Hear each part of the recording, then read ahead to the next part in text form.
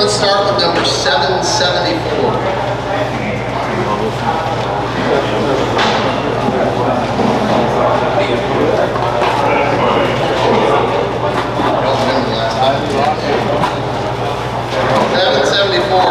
Rock of Ages. We'll sing all three of this.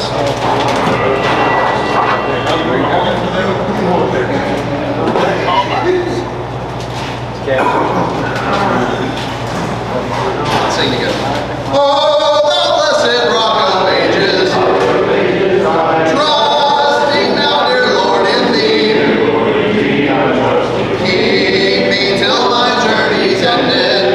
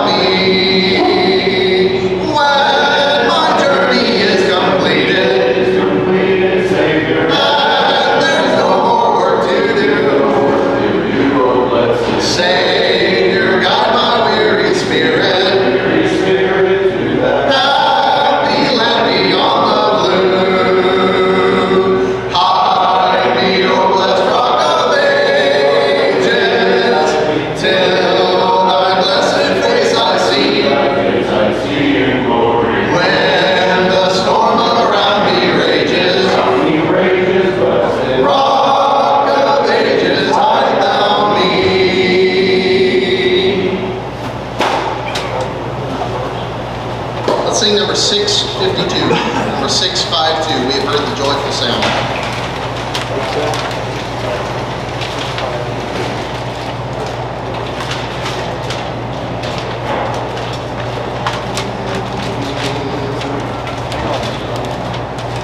All four of this. We have heard the joyful sound. Jesus saves, Jesus saves. Spread the tidings all around. Jesus saves, Jesus saves. Bear the news to every land.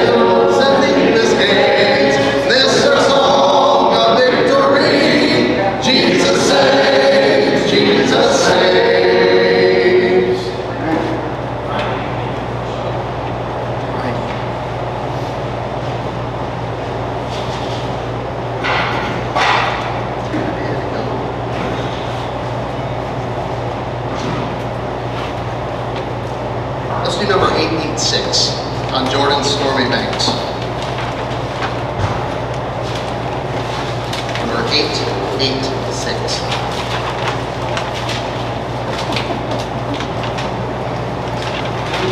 Come on.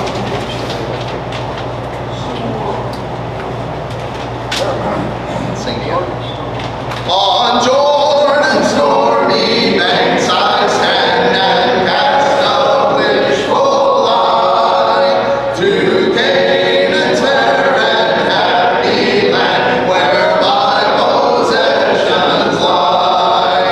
We will rest in the fair and happy land by and by, just across on the evergreen shore. Sing the song of Moses and the Lamb by and by, and dwell with Jesus evermore.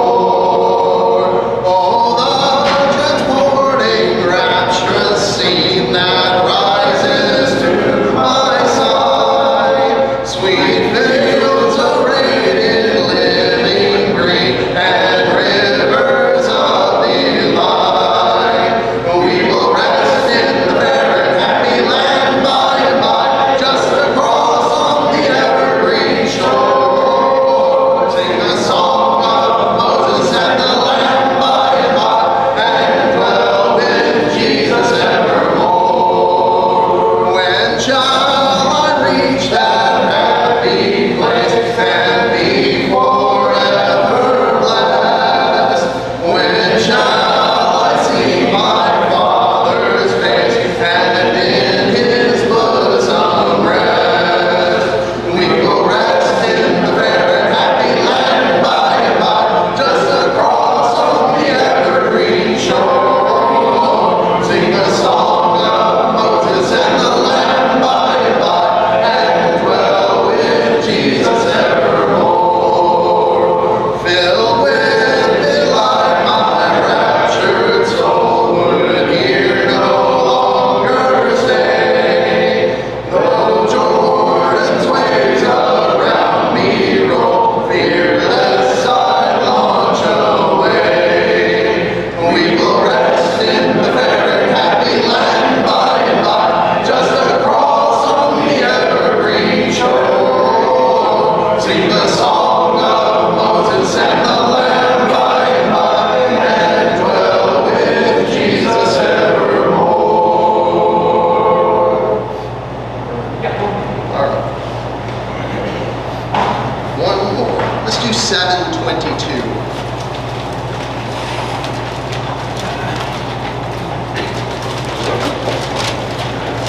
Number 722, let the beauty of Jesus be seen.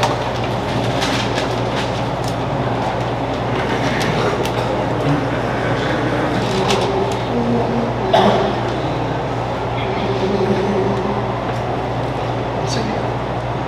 Let the beauty of Jesus be seen in me.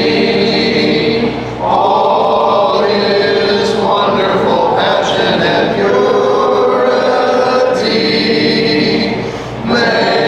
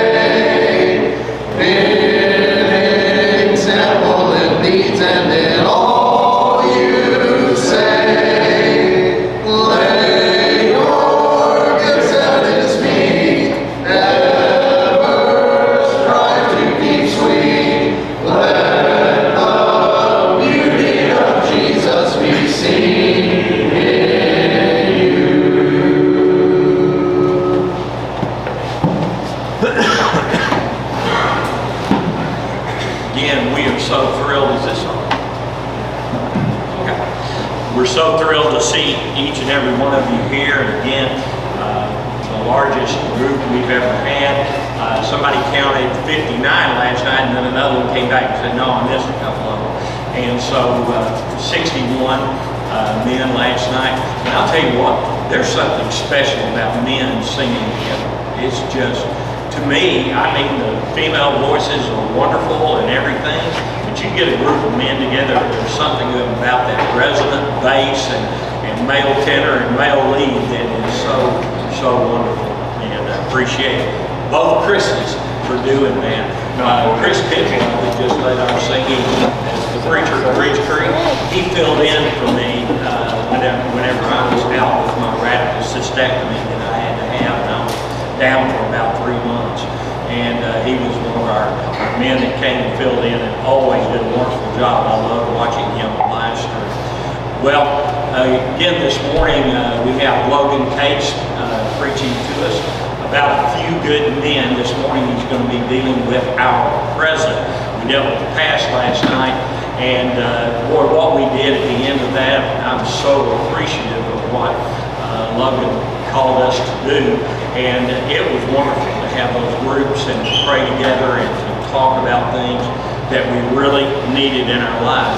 Something that Logan called me about, this has been about 2 years ago, and he preaches down in Durant, but he called me one night and he said, who was your grandfather? And so I told him it was Frank Haynes, and he apparently was doing his genealogy and doing the research. We're second cousins, and we didn't know that. And anyway, you know, it's not a blessing to him, it is to me. But we appreciate Logan so much. It's been so enjoyable watching him grow as a preacher. He's always been good, always had a wonderful heart for souls and helping people. And I think that showed last night a great deal. So without further ado, Logan Cates.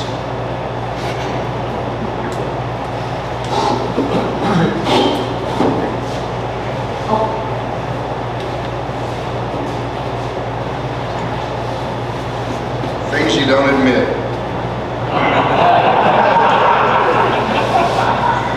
I want to say there's so much value, you guys, in this.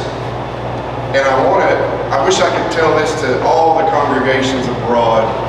Don't stop seeing the value in gathering together as men of God and stuff like this.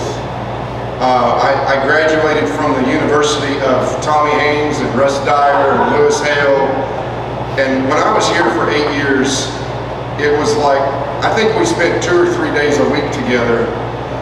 And that was even more important than any schooling that I ever got. Because we'd go visit people together, we would talk about ministry together. And so if you're a younger guy, I challenge you to get and sit and listen to the wisdom of those who are older than us, because you'll learn a whole lot more than any university will ever give you. So I really challenge y'all to remember the value of this time that we share together. It's really important. Despite Tommy, it's still good. I'm very thankful for Tommy, and he means a lot to me as well, and I'm thankful to be asked. God redeems us from our past, and he empowers us to stand in the present. It's not enough that we look beyond the past and just say, well, let's feel good about moving forward. To live as Christ is that dedication to the present as well. It's the dedication, I remember the passage in Matthew 10, he says, whoever, or he that finds his life will lose it, and whoever loses his life for my sake will what? That's in the present, isn't it? And that has so much present tense in it. And so we're going to talk about today the right now. I used to think when I was a kid, somebody that was a man of God, or somebody that was manly. Let's talk about somebody that's manly. Marcus feels manly to me, okay? He's that manly guy, okay? Well, my dad is kind of like Mark in that sense. And I remember getting up at 8 o'clock in the morning on Sunday, and my dad was playing Born in the USA by Bruce Springsteen, blaring it loud on a Sunday morning, and that's how he woke everybody up. And so we would all get up and he'd just smile and he wouldn't have to go in our rooms because we were just blaring Born in the USA, right? That's so manly, right? And I think, well, growing up though, there's so much more to being a man of God, and a lot of it has to do with the past and the present and future. Well, if we look at leadership, it's knowing and understanding the present has one advantage over another, over the other two. It's not before, it's not after, it's not coming. When is it?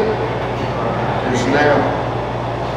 That's really what I want to talk about. Past opportunities are gone, the future hasn't happened yet. Someone once said this: abridge your hopes in proportion to the shortness of the span of this life. Boy, isn't that the truth? We got to think about all the time how short this life is. There's some of you that could remind me it goes just like that. We're in a movie, if you want to look at it that way. Your life is a movie. My life is a movie, and I can't stop it. I can't pause it. I can't fast forward it. I can't rewind it. And my movie is probably a lot more boring than your movie. I would compare mine to like Charlie Chaplin on a Sunday afternoon, okay? Sometimes it's pretty, but I can't go backwards. I can't go forwards. We're in the now. And by the time we say the word present, it's already in the past. You know, I have 5 kids. Tommy mentioned that. I wanted 2 and my wife wanted 5, and so we compromised. And so many times I catch myself with my kids, and maybe you dads and grandpas are out there, and you're like, I can't wait until, and I catch myself doing that all the time. Here's what we're going to do, son. I got a 17-year-old right now at home, and he's looking at different colleges, and here's what he wants to do. Here's where you're going to go, and I'm excited about for when you do this, and I'm excited about when you find that young lady one day, when you do this, and when you do that, and I can't wait till this. And while we're talking about that, the present just slips away in our grasp, doesn't it? And it's like I keep saying, I can't wait till this moment. Oh, and remember when we did this? While the present is just slipping straight through. I'm guilty. I'm guilty. And we say these phrases. I can't wait till our minister can be more this, then our congregation will be this. I can't wait till we get the elder that's going to do this, then we're going to do that. You ever heard those statements? I can't wait till we get the new what? Song leader.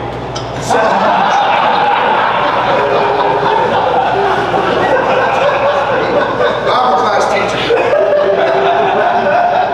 I can't wait until we get the new building.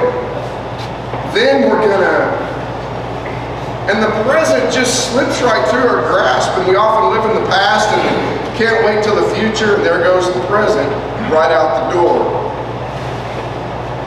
We plan like we're the ones though who know the future, and we don't. Well, as we saw last night, God redeems us from our past. Name somebody that in your life, we did this last night, name somebody in your life on this earth you feel like has really grasped the present despite what they've gone through in their life. Any names pop up? You know, we can't say Hugo McCord, we can't say Avon Malone, we can't name somebody who's embracing the now, right now. Bob Merle. My wife. Tommy's wife, Kathy. Good.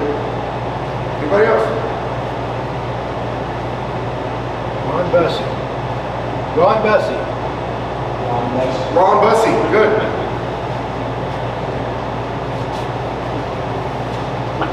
My daughter. Say it loud. My daughter. Your daughter. Good. Sometimes it's family. A godly man has got to embrace the now. I asked a young man last week in the church foyer. I don't normally just walk up to people and ask this question. I don't know why it happened. I get so much into the the routine and the schedules of what we're doing, and I see this young man standing there, and he's just kind of swinging his arms. He's about 25 years old. And I walked up to him and I said, hey, you've been coming here two or three months now, maybe even 6 months. And I said, that's all right. I love that though, that's beautiful. And I said, are you a Christian? I don't normally just walk up to people and say, are you a Christian? He goes, I've been coming here 3 or 4 months now and I'm not, and I'm really kind of would love to sit with somebody and ask them about how to become a Christian. I said, well, where have you gone to church in your life? What do you know about faith or belief or what have you known in your history, in your childhood, in your raising? And he goes, I don't have anything. Never been anywhere. And we've studied together twice. And you know what I was asking myself? What if nobody ever asked him? And is it the minister's job? I was thinking, well, whose job is this? It's all of us, guys.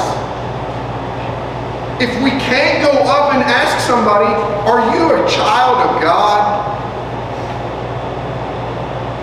Think of all the souls that we might be missing. It blew my mind, and we've studied together twice, and he's so thirsty, and he's like, so tell me what the Bible says about this. I think very soon he might become a Christian. That's what we got to be about. Turn to Ephesians 5. And this isn't a new passage, y'all. You know this verse. You could probably preach a sermon on this verse, but Ephesians chapter 5. And this helps us gain possession of the seconds and the minutes that we have that are slipping away. Ephesians 5, 15 and 16. Somebody want to stand and read that real loud. Ephesians 5, 15 and 16. Anybody want to read that? Ernie, loud and clear. Therefore be careful how you walk, not as unwise men, but as wise. 16 says, making the most of your time because the days are evil. Thank you, Ernie. We are called to a different view of time. Be careful how you walk. Redeem the time. You view time differently as a Christian than everybody else in the world. If you're an elder, you view time differently than your congregation. If you're a dad, you view time differently. We redeem the time, we buy it back. You guys ever have something, you got that junk drawer in your house? Oh, we've got one in the kitchen and it's always full, and I'm telling my wife, what in the world? You can't find anything in there. It's got like envelopes, scotch tape, you name it, right? Just goes down the line. Pins. And one time I found a gift card in there from Walmart, and I'm like, what do you do? And do you tell your wife about it? So I take the gift card and I'm like, I'm gonna go see what's on this. Sure enough, there's $20 on it. It had probably sat at the bottom of that drawer for a couple of years. What if we never would have bought that up? What a waste. That's how time works. Sometimes we waste it, guys. And if we don't realize the present, then we will waste it. COVID brought us a great respect for time, did it not? Did y'all have to meet, for a while, didn't go to services, basically had to meet in your houses or something? Did y'all have to do that for a little while? How long did y'all have to do that? Yeah, that's about what we did. And we met in our homes, and then when we came back together, I was crying. There were members who were 80, 90 years old who were just so thrilled to get back to be together again. And we make the most of those moments. I feel like there's some good things that COVID's taught us, you know what? And that's some of those things. The truth is, secondly, there is a clock ticking, guys. And we need to buy it up now. When Jesus was born, in the hours of his life, he aged, he grieved, he taught, he lived, he worked hard. And in what span of amount of time did he have? And he even said in Matthew chapter 16, I must go to Jerusalem. He even said in Luke, I must go, in Luke chapter 4, I must go and proclaim the good news. I must go says now, not tomorrow. I noticed there's not very many times Jesus said, in a few days I'm going to do this. It was now. I'm going to go do this now. That's important for us to see because there's a clock ticking. The clock is ticking on people's souls. The clock is ticking. If you're a dad and you still have kids at home, the clock is ticking.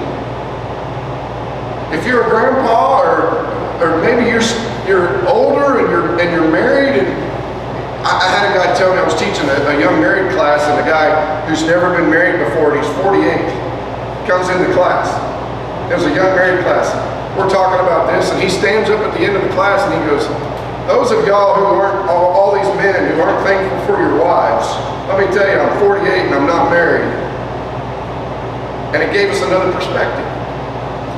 He said, you better be thankful for your spouse and who you have. I thought, man, that's a great point from somebody who's never been married. He'd love to be. The clock is ticking now, y'all. It's ticking now. So as we look at that, turn to Philippians 3.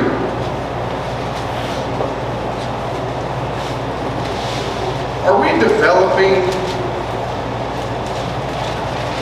the young people that we have? Are we developing our kids? Are we developing? I guess as men of God, it's easy to forget that we are the Mufasa of the house. Y'all know that? Who's the spiritual leader of your home? We better be. We better be. And we got to remember that. Thank you, Jack. We're the Mufasa of the house, the man of God of the house. The present exists now. It can't be about, well, a long time ago or one day we're going to do this. But sometimes we're stagnant in our mind and we forget, wait a second, I'm the leader of this house spiritually. Before I get to Philippians 3, last week, our campus minister and I, we went down to the Career Tech in Durant.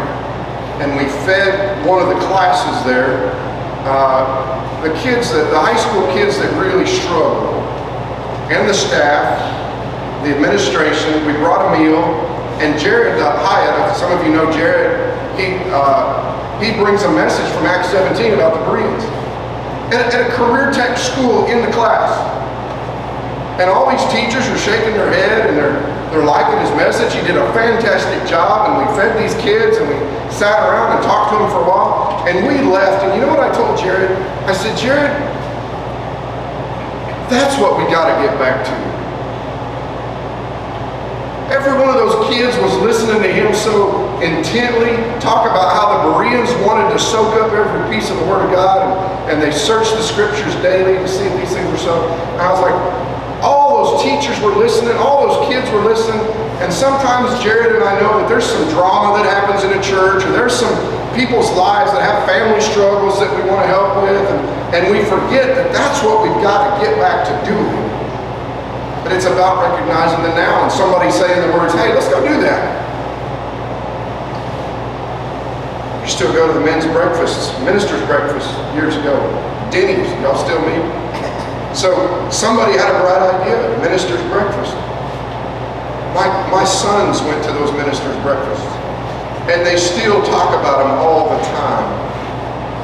How fun that was. Philippians 3:13.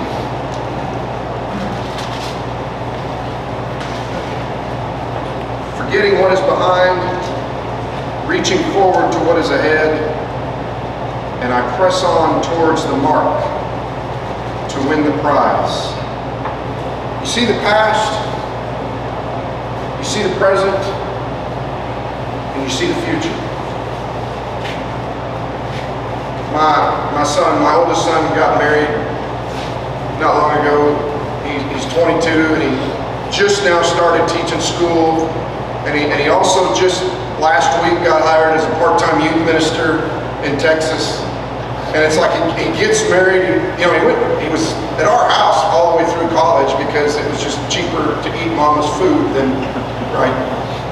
And so all of a sudden at 22, he leaves home, gets married, gets a job, youth ministry job, his wife's in the same school now, and he comes home last week, and we're just gathering up some of his stuff still, and him and his wife were talking to my wife, and all of a sudden the conversation got real hazy.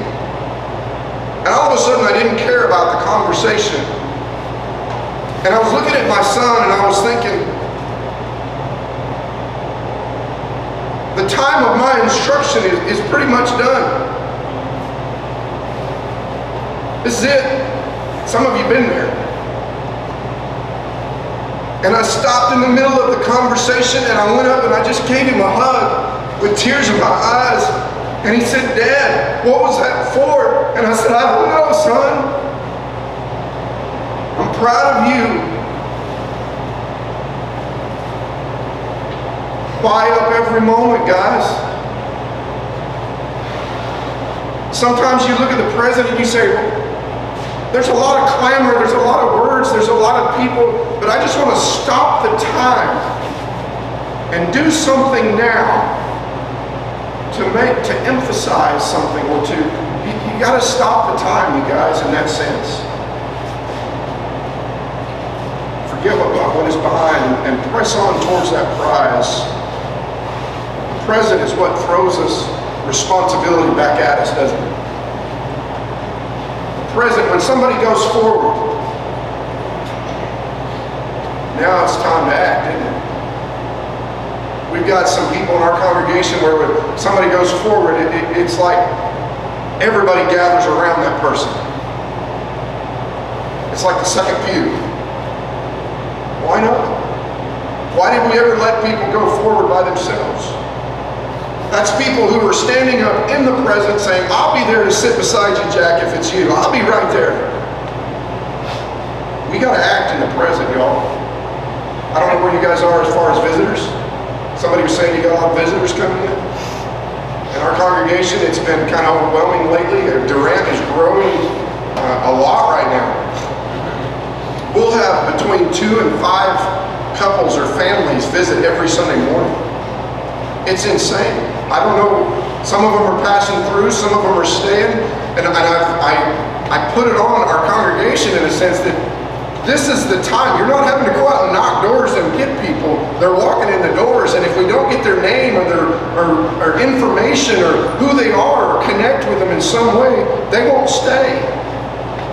So that's acting in the present, isn't it? The clock is ticking. Turn to Deuteronomy 7. This is one of my favorite passages. Deuteronomy chapter 7.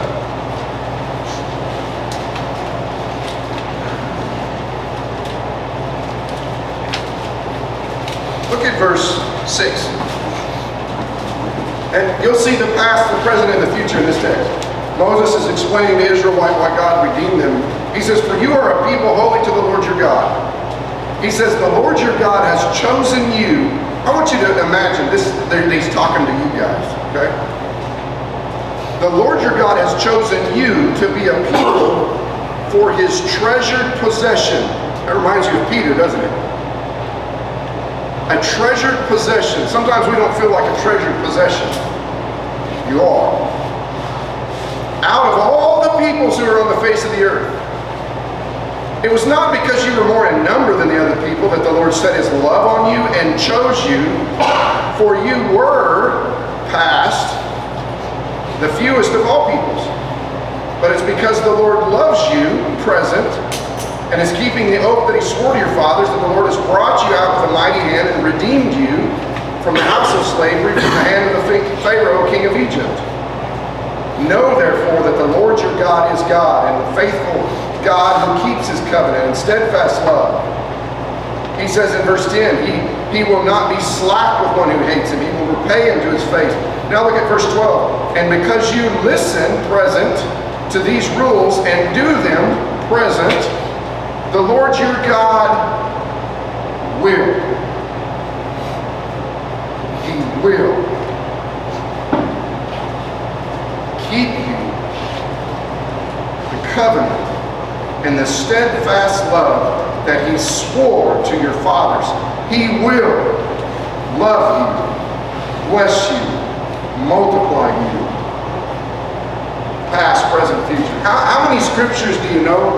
Past, present, future. I think it's 2 Timothy 4. Excellent chapter. Past, present, future. What a blessing. So, as a man of God, we will be faced with times when you need to sit down with maybe your family member, or maybe your spouse, or maybe your loved one. Maybe it's a time where you just need to get up and say, you know what, I'm going to do this right now. Some of you have and you are. It has to come back to sitting down with people. You know, the words listen, keep, and remember are all throughout Deuteronomy. Listen, keep, remember. Even though we might be heavy with the weight of sin in our life, like we talked about last night, you got to listen, keep, and remember. We talked a little bit about the risks of leadership is great. Anybody got toddlers? How many of you have toddlers? Is the risk of leadership great with a toddler? Let me tell you, I see so many times, and those of you who have kids, you remember when they were toddlers, and like the hustle and bustle of the church service and everybody, and there's your toddler doing something crazy. And you're talking to somebody and you're like, oh man, it's her turn. It's my wife's turn. Or whatever, and it's like discipline or not discipline. And I have some friends of mine, we joke about this, and their toddler's rolling all over the floor, and they're like, I gotta do something about that. And it's hard, isn't it? You guys remember when it's hard to be a dad? And sometimes there's those parents who just kind of, no, you know. And I remember when I was a kid, it was painful. Was discipline painful? That's what Hebrews 12 talks about. Discipline is painful, but it yields what? Great reward. There's the future. My wife and I talk about how important it is that despite that the congregation is still doing stuff and busy, if our kids are doing something wrong, you tell that person present, can you give me just a minute? I need to go talk to my child. That's a present time dad, isn't it? We got to be present in our leadership as a man of God, as a leader in the church. A man came up to me last week and he said, what app, Logan, what app can I use to monitor my teenager's cell phone? He's 16 years old and he's on that phone all hours of the night, and he said, what app can I use? Is there something that I can, and there's apps out there, but there's nothing greater than being a present dad. There's no app that's going to replace that.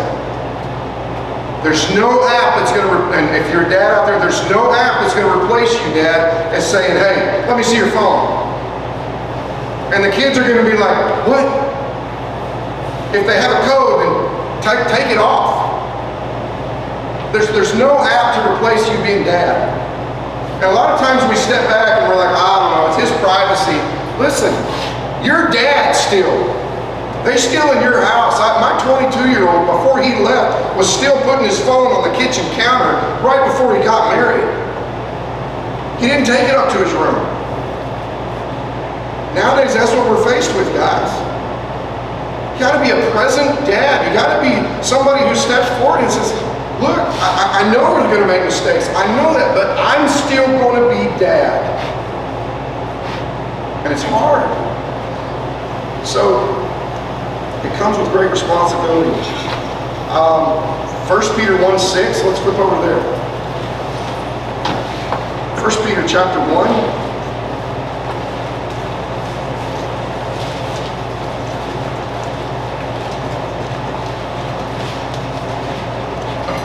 In this hold on, I gotta get there. Okay. In this you rejoice. Think of the now and the present. Think of those who are suffering, all right? In this you rejoice, though now, for a little while, if necessary, you've been grieved by various trials, so that the tested genuineness of your faith, more precious than gold that perishes, though is tested by fire, may be found, look at the present, and look at the future to result in praise and glory and honor at the revelation of Jesus Christ. One of you said you were going through Romans yesterday. You've been studying Romans. Who was it? Somebody told me that. Well, anyway, yeah, it was Mark. Romans 4, I was thinking of Abraham. It said, I think it's Romans 4:18, he did not waver in his faith. Despite what was going on with Sarah, despite they were old, and I love that text.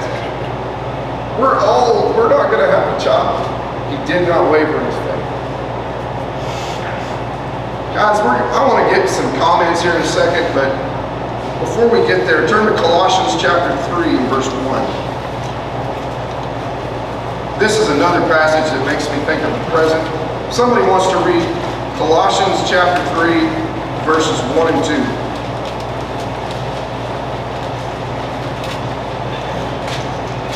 Stand and read aloud. Colossians 3, 1 and 2. If then you have been raised with Christ, seek the things that are above where Christ is, seated at the right hand of God. Set your mind on things that are above, not on things that are on the earth. Keep going. For you have died, and your life is hidden in Christ, with Christ in God. When Christ, who is your life, appears, then you also will appear with him in glory. Past, thank you, Mark. Present, future. If you've been raised with Christ, here, then you seek the things above. Why? And then we're going to talk about that here in a second too. But guys, it is so crystal clear that you intertwine this verse into whatever it is that you're doing in your life. You intertwine seeking the things above into your job, into your family, into who you are as a man of God. Seek the things above. You guys remember that song years ago? I can't remember who sang it. It's called, I think it's called The Living Years.